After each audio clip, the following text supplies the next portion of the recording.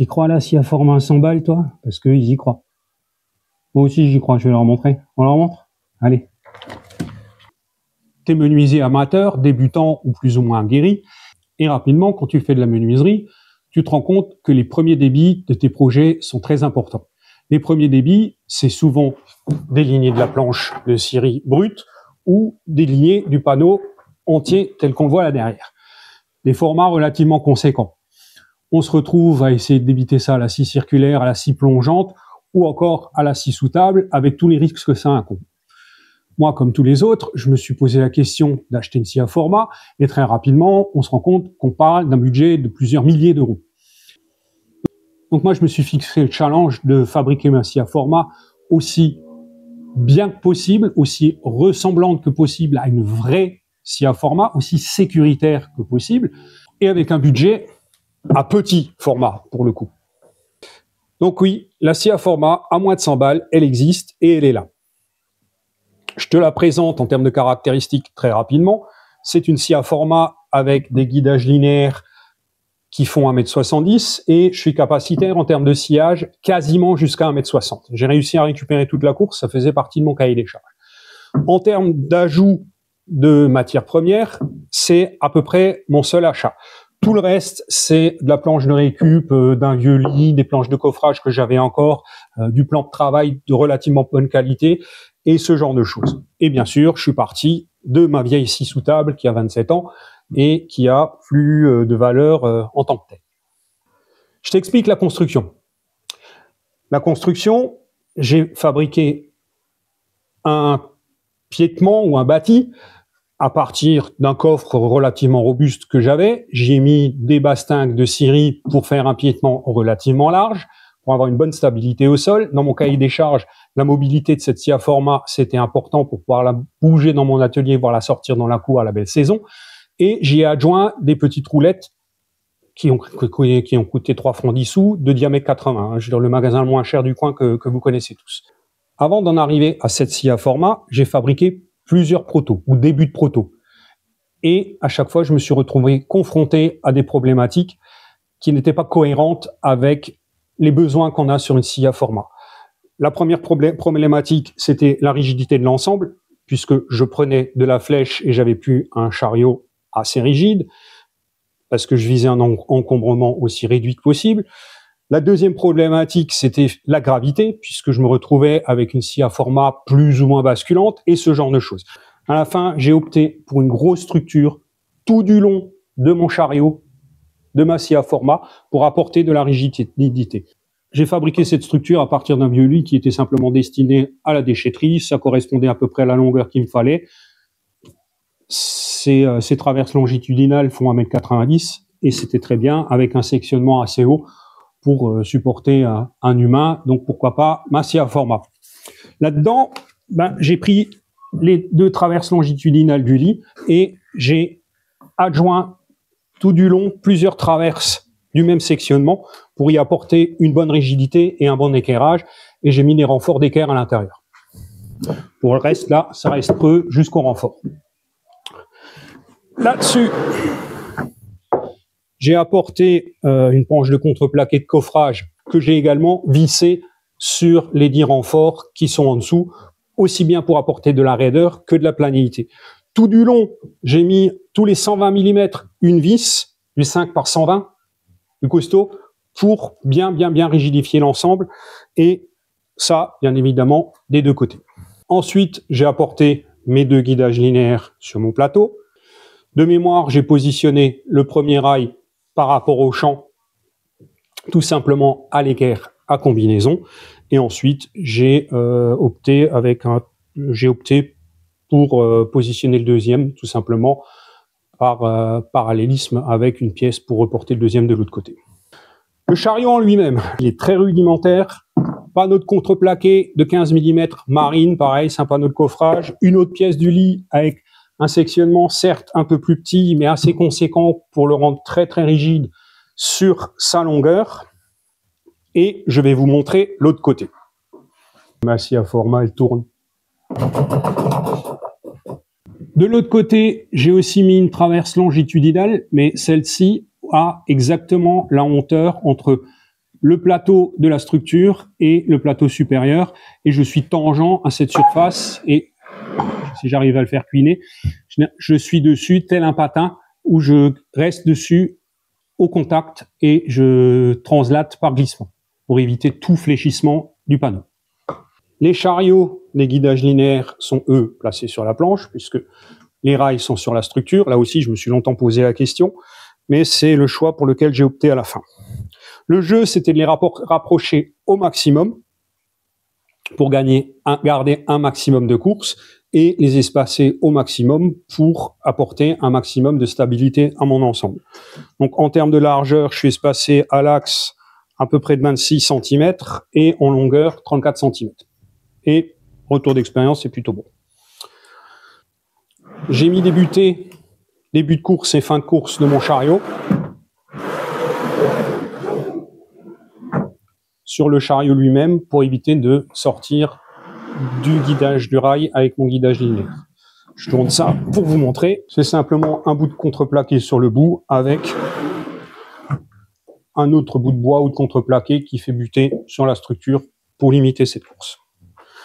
Puisque je suis positionné là, la structure de ma scie circulaire a été positionnée sur le plan de travail avec une petite réhausse de contreplaqué. Cette petite réhausse de contreplaqué a des trous oblongs qui me permet de translater ma scie sous table par rapport à mon chariot et pour bien me positionner par rapport à l'axe et la course. Et les trous de la scie et les trous oblongs sont légèrement surdimensionnés avec des rondelles larges pour pouvoir jouer avec les jeux et indexer ma scie par rapport au chariot. Mon chariot lui-même, je l'ai fixé une fois indexé. Ça veut dire que au moment de la construction, j'ai fait mes mises au point, autant que faire se peut. J'ai bloqué avec des serre-joints et j'ai verrouillé le chariot tout à la fin, pour pas avoir des grosses amplitudes de réglage. Autre petite modification, pas si anecdotique que ça, parce que c'est vachement pratique. J'ai rehaussé, du fait de mettre mes interfaces, ma scie sous table, et avant de la monter, j'ai retiré la tôle de fond grillagée qui fermait ma scie pour avoir ce jeu et pouvoir évacuer la sciure beaucoup plus facilement à l'usage, parce que plusieurs fois par an, je me retrouvais à démonter ma scie sous table, du piétement et évacuer les copeaux. Ce sont des machines low cost et le niveau de performance de l'aspiration et des aspirateurs qu'on peut mettre au bout de ce genre de machine ne sont pas assez performants pour nettoyer tout l'intérieur de la machine. Au risque de radoter, mon chariot aujourd'hui me donne une capacité de sciage sur une longueur maximum de 1,58 m en décalant mon guide d'équerre complètement sur l'arrière ou en mettant le guide d'équerre en partie frontale. D'ailleurs, c'est ce que je fais en général. En termes de mise au point, ce qu'il faudrait encore faire sur ma scie à format, c'est y adjoindre un rail en C ou une rainure en forme de queue d'aronde pour pouvoir y mettre mon presseur. Je l'avais acheté, je ne l'ai pas encore fait, et il y a des raisons que je vous expliquerai plus tard. L'une des faiblesses de ma scie à format, et c'est pas la moindre, c'est la distance entre mon chariot et ma lame. Je ne suis pas un ras de lame. Et cette faiblesse, elle n'était pas contournable. En tout cas, elle l'est difficilement. Pourquoi? Parce que le moteur de ma scie est à gauche et tout le dispositif pour incliner la lame est à droite à l'intérieur. Donc, je ne pouvais pas démonter pour ramener ma structure jusque-là. Ou alors, j'affaiblissais la structure de mon chariot et ça ne fonctionnait pas. C'était le compromis à faire. Donc, pour contourner cette faiblesse, il faudrait apporter un panneau supérieur pour couvrir toute cette zone, pour pouvoir venir à ras de lame. Là, on se retrouve de nouveau avec une partie en porte-à-faux, une machine qui devient plus encombrante. Donc moi, j'ai choisi de laisser la machine en l'état et de ramener un panneau additionnel quand j'ai besoin de déligner des planches de plus petite largeur. J'ai fabriqué et adjoint un petit guide parallèle qui me permet d'utiliser ma scie à format comme toute bonne scie à format avec la petite partie guide qui me permet de ramener la partie guide en aval de mon axe de scie si nécessaire, si mes champs ne sont pas droits. Pour 100 €, je pense vraiment avoir réussi à sortir quelque chose de plutôt bien en termes de scie à format. Je ne vais pas vous parler d'une scie à format avec toutes les caractéristiques et les performances d'une scie à format du commerce, mais on est sur quelque chose qui est capacitaire pour déligner vraiment de la planche et du panneau. C'est pour ça que je l'appelle une scie à format et pas une scie avec un chariot additionnel. La limite, c'est de ne pas être en ras de lame. Et une des autres problématiques, c'est de se retrouver relativement loin de la dite lame quand on va faire translater le chariot, même avec la partie additionnelle. C'est pas grave en soi, mais c'est une petite perte de confort au niveau du travail. Ma scie à format a un autre point faible. Et ce point faible, je le qualifierais même de point noir. Il n'est pas insurmontable, mais il est bien existant. C'est que mon bouton marche-arrêt avec mon bouton d'arrêt d'urgence est situé là. Aujourd'hui, le fait de l'avoir transformé en scie à format, j'ai contourné un design existant pour ramener la zone de travail de ce côté. Et je n'ai pas de bouton marche-arrêt et arrêt d'urgence dans cette zone-là. Et du fait de la construction, pour arrêter la machine, si c'était nécessaire d'arrêter la machine rapidement, je me retrouve obligé de contourner toute la structure de ma machine pour pouvoir accéder de ce côté-là. C'est pas sécuritaire du tout. Donc moi, ce que j'ai fait, j'ai utilisé un bouton d'arrêt d'urgence que tu peux mettre sur le câble au démarrage quand j'ai commencé à utiliser cette machine. Ce dispositif m'a lâché entre-temps et je l'admets, aujourd'hui, je me retrouve dans une situation inconfortable et il faudrait que je mette rapidement quelque chose en place. Un des atouts qu'il faut aussi souligner avec ce type de conception, c'est que je reste capacitaire pour utiliser mon traîneau de sciage tel qu'il était, sans aucune modification ni mise en place particulière au moment où je l'utilise. Je vais vous faire des conclusions sans langue de bois aucune. Ma scie à format fonctionne. Ma scie à format n'a pas coûté cher.